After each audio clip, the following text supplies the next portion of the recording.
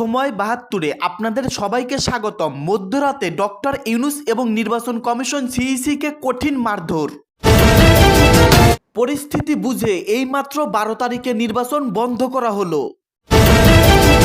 নির্বাচনে ১১ দলীয় জোটকে বেছে নেবে জনগণ, বললেন জামাত নেতা তাহের। বিএনপি একমাত্র দল যাদের দেশ পরিচালনার অভিজ্ঞতা রয়েছে, বললেন তারেক রহমান। দুর্নীতি ও দুঃশাসন মুক্ত ইনসাফের বাংলাদেশ উপহার দেব ইনশাল্লাহ, বললেন জামাতের আমির। স্বাধীনতার সময় জামাতের ইনসাফ ছিল না, বললেন বিএনপি নেতা অ্যানি। বিএনপির নির্বাচনী প্রোগ্রামগুলোতে নারী জাগরণ শুরু হয়েছে, বললেন মির্জা ফখরুল। সর্বশেষ জানবেন সবকিছু বুঝে ১২ তারিখে নির্বাচন স্থগিত করা হচ্ছে, কঠিন বিপদে ডক্টর ইউনূস। এতক্ষণ শুনলেন সংবাদ শিরোনাম, এখন শুনবেন বিস্তারিত।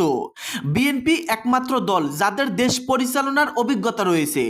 বিএনপির চেয়ারম্যান তারেক রহমান বলেছেন, বিএনপি একমাত্র দল যাদের দেশ পরিচালনার অভিজ্ঞতা রয়েছে। সেই অভিজ্ঞতাকে কাজে লাগিয়ে আগামী দিনে একটি সুখী সমৃদ্ধশালী দেশ গঠন করার অঙ্গীকার ব্যক্ত করেন তিনি। সোমবার ৯ ফেব্রুয়ারি পুরান ঢাকার ধূপখেলার মাঠে জনাকীর্ণ মহাসমাবেশে প্রধান অতিথির বক্তব্যে তিনি এ অঙ্গীকার ব্যক্ত করেন। তারেক রহমান বলেন, অবিভক্ত ঢাকার মেয়র ফুয়াদ সাদেক হোসেন খোকার আসন ঢাকা ৬। এ আসনেই বারবার বিপুল ভোটে নির্বাচিত হয়েছেন তিনি। গণতান্ত্রিক আন্দোলন করতে গিয়ে বারবার রক্তাক্ত হয়েছেন রাজপথে। সেই আসনেই ধানের শীষের কাণ্ডারি তারই পুত্র ইশরাক হোসেন। তিনি বলেন, পুরান ঢাকার প্রতিটি অলিগলির সমস্যা তার জানা। বুড়িগঙ্গাকে দূষণমুক্ত করে তার পুরনো গৌরব ফেরাতে হবে। গত ১৬ বছর দেশে যে ধরনের দুর্নীতি দেখা গেছে, সেখান থেকে দেশকে বের করে আনা একমাত্র বিএনপির পক্ষেই সম্ভব। কারণ দুর্নীতির বিরুদ্ধে লড়াইয়ের বাস্তব অভিজ্ঞতা বিএনপির রয়েছে। বিএনপির চেয়ারম্যান বলেন, বেগম খালেদা জিয়ার সরকারের সময় গঠিত দুর্নীতি দমন কমিশনকে সম্পূর্ণ স্বাধীনভাবে কাজ করার সুযোগ দেওয়া হয়েছিল। যে কোনো ব্যক্তির বিরুদ্ধে দুর্নীতির তদন্তের সরকারের অনুমতির প্রয়োজন ছিল না। খালেদা জিয়ার সেই সাহসিকতার কারণেই দুর্নীতি দমন কমিশনকে শতভাগ স্বাধীন রাখা হয়েছিল। তিনি আরও বলেন, দেশ স্বাধীন হওয়ার পর আইনশৃঙ্খলা পরিস্থিতি কেমন ছিল তা মুক্তিযোদ্ধারাই সবচেয়ে ভালো জানেন। পরে শহীদ প্রেসিডেন্ট জিয়াউর রহমান দায়িত্ব নেওয়ার পর আইনশৃঙ্খলা পরিস্থিতির উন্নয়ন ঘটে। একইভাবে বেগম খালেদা জিয়ার শাসনামলে চাঁদাবাজি ও সন্ত্রাস নিয়ন্ত্রণে আসে। আইনশৃঙ্খলা পরিস্থিতির উন্নতি হয়। সে সময় নারী ও ব্যবসায়ীরা নিরাপদে চলাচল ও ব্যবসা বাণিজ্য করতে পারতেন।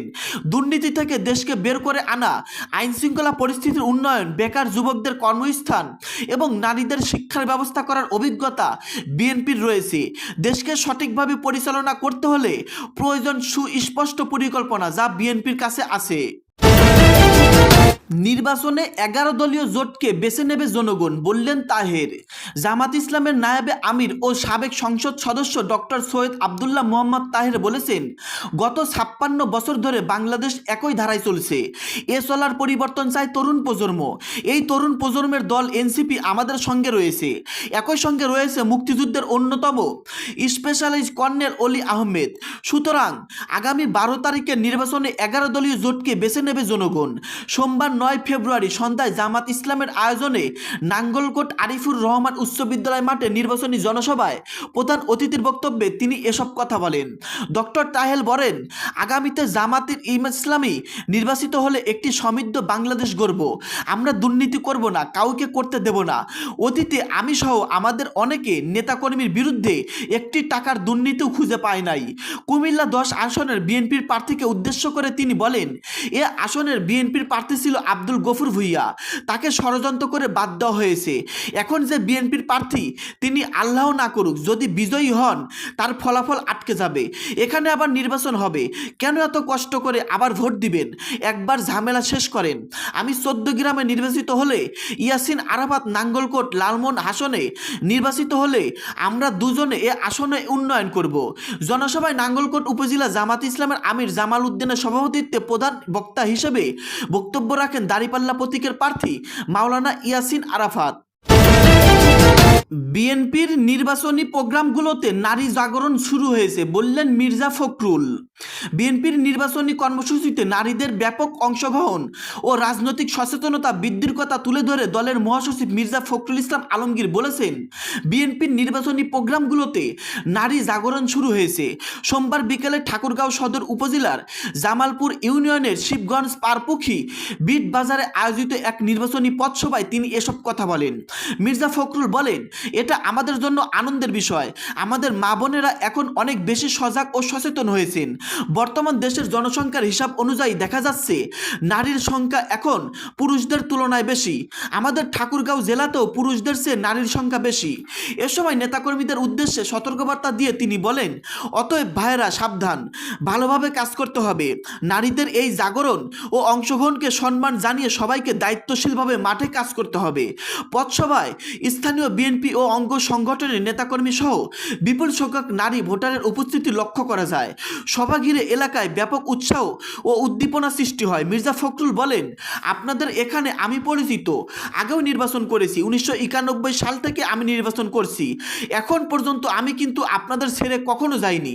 হারি জিতি আমি কিন্তু নির্বাচন করেছি। এবার আবার আসছি।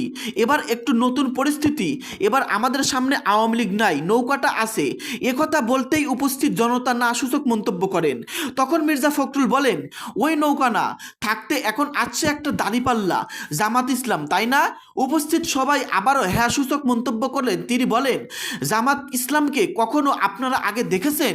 তখন আবারও না সূচক মন্তব্য করে মির্জা ফখরুল বলেন, নতুন আসছে, তাই না? নতুন আসছে, এখন একটু শিখুক, মানুষের কাছে যাক, মানুষ তাকে দেখুক। আমরা তো বহুকাল ধরে আপনাদের সঙ্গে কাজ করতেছি। স্বাধীনতার সময় জামাতের ইনসাফ ছিল না বললেন অ্যানি। বিএনপির যুগ্ম মহাসচিব ও লক্ষ্মীপুর 3 আসনে ধানের শীষের প্রার্থী শহীদ উদ্দিন চৌধুরী অ্যানি জামাত ইসলামকে উদ্দেশ্য করে বলেছেন, আপনারা ন্যায় ইনসাফের কথা বলেন, কল্যাণ রাষ্ট্রের কথা বলেন, কুরআন সুন্নাহর আলোকে দেশ চালানোর কথা বলেন। স্বাধীনতার সময় তো আপনাদের ইনসাফ ছিল না। তিনি বলেন, যেভাবে লাফালাফি ও গায়ে পড়ে ঝগড়া বিরাত করছেন এটা ভালো না, মানুষ পছন্দ করে না। ইনসাফের রাজনীতি জিয়াউর রহমান করেছেন, কল্যাণের রাজনীতি খালেদা জিয়া করেছেন। সোমবার 9 ফেব্রুয়ারি রাতে লক্ষ্মীপুর আদর্শ সামাদ সরকারি উচ্চ বিদ্যালয় মাঠে আয়োজিত গণমিছিল পূর্ব জামাতে তিনি এসব কথা বলেন। পরে তার নেতৃত্বকে কয়েক হাজার নেতাকর্মীর অংশগ্রহণে মিছিলটি শহরের প্রধান প্রধান সড়ক প্রদক্ষিণ করে ঝুমুর এলাকায় গিয়ে শেষ হয়। অ্যানি বলেন, শহীদ প্রেসিডেন্ট জিয়াউর রহমান সর্বপ্রথম বাংলাদেশের সংবিধানে বিসমিল্লাহির রহমানির রহিম অন্তর্ভুক্ত করে আলেম ওলামাদের সম্মানিত করেছেন। খালেদা জিয়াও তাই করেছেন। তারেক রহমানের নেতৃত্ব ইনসাফ, কল্যাণ, সাম্য এবং ন্যায়ের ভিত্তিতে সুন্দর একটি রাষ্ট্র গঠন হবে, উন্নয়ন অব্যাহত থাকবে। এ সময় জেলা বিএনপির সদস্য সচিব শাহাবুদ্দিন সাবু, যুগ্ম আহ্বায়ক হাসিবুর রহমান সহ বিভিন্ন নেতাকর্মী উপস্থিত ছিলেন। দর্শক, এতক্ষণ শুনতে পারলেন আপনারা গুরুত্বপূর্ণ প্রতিবেদন। আমাদের দেশে কি ঘটতেছে, কি হওয়ার সম্ভাবনা সবচেয়ে বেশি, নির্বাচনকে কেন্দ্র করে নির্বাচন কমিশন সিইসি যে সিদ্ধান্ত নিয়েছিলেন এবং ডক্টর মোহাম্মদ ইউনূস সমস্ত কিছু মিলিয়ে কি কঠিন বিপদের সম্মুখী বাংলাদেশে গৃহযুদ্ধ হতে পারে 12 তারিখে? দর্শক, এ সম্পর্কে আপনাদের মূল্যবান মন্তব্য ভিডিওর কমেন্টে অবশ্যই লিখে জানিয়ে দিবেন। ভিডিওটি শেষ করার আগে ছোট্ট একটি রিকোয়েস্ট, সময় 72 ইউটিউব চ্যানেলটাকে সাবস্ক্রাইব করে সঙ্গেই থাকবেন। ধন্যবাদ।